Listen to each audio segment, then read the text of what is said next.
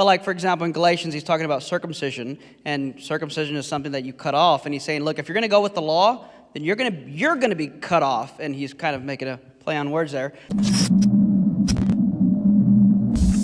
Paul said, if I speak with wisdom of words, I don't speak with wisdom of words unless the cross have no effect. What are those wisdom of words he was speaking of, and what's the effect of the cross? And maybe that could really close this thing out, man. Thank y'all so much. So is this the question about Paul's statement there in 1 Corinthians? Yes, sir. Early, Yes, sir. A couple of thoughts real quickly, and I want to hear what the other guys have to say about it. For one, in that passage, he said, I did not come to you. Okay, he is talking to the Corinthians about his manner with the Corinthians. That's what he's saying right there. It doesn't necessarily mean that he didn't modify his approach with other people. And it turns out he actually did. How do I know that? Because we have a record of it in Acts 17. I think it's Acts 17, isn't it? Where you have the sermon there that he gives, or the talk that he gives at the 𝗧𝗢𝗣𝗥𝗧 and whatever. And he maneuvers in a very clever way.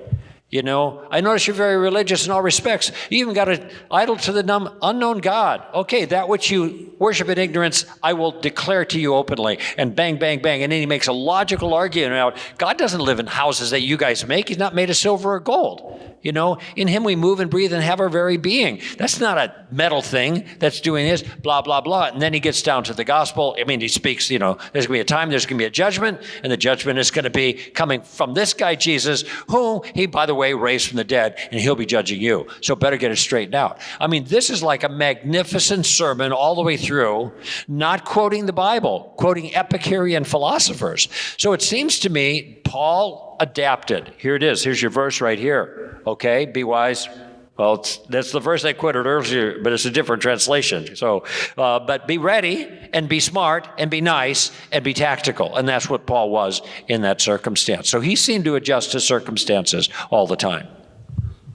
Yeah, when you read Paul, I think in there, and could be wrong, but I think there he's being sarcastic. There were some super apostles, is what he called, who back then rhetoric was seen as intelligence. So the more rhetoric you had, the higher esteem you were held. And Paul's basically kind of saying, okay, so I didn't come with these fancy, he's kind of making fun of these guys. And the reason I say I think it's sarcastic, Paul tells dad jokes is what I would call them.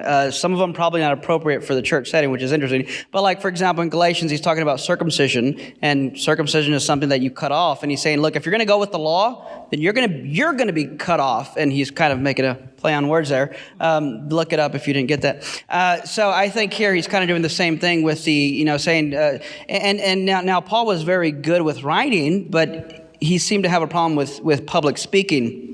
Like when it comes to writing, there was another play on words because they say that Paul's letters are weighty. He wrote more than the average person would. So when they said his letters are weighty, it was a double entendre because you wrote a lot, dude. Like, how much do you have to say? So I think he's being sarcastic there. Because I had someone use that as a verse against apologetics. And one guy said, the reason I don't do apologetics is because the Bible says that knowledge puffs up. And I know a lot of smart people who became arrogant and prideful because of how smart they were. And I said, that's true, the Bible says that. I said, but you know what? I know a lot of dumb people who became prideful and arrogant because of how dumb they were too. So, you know, it cuts both ways, but we still call it to love God with our mind. See?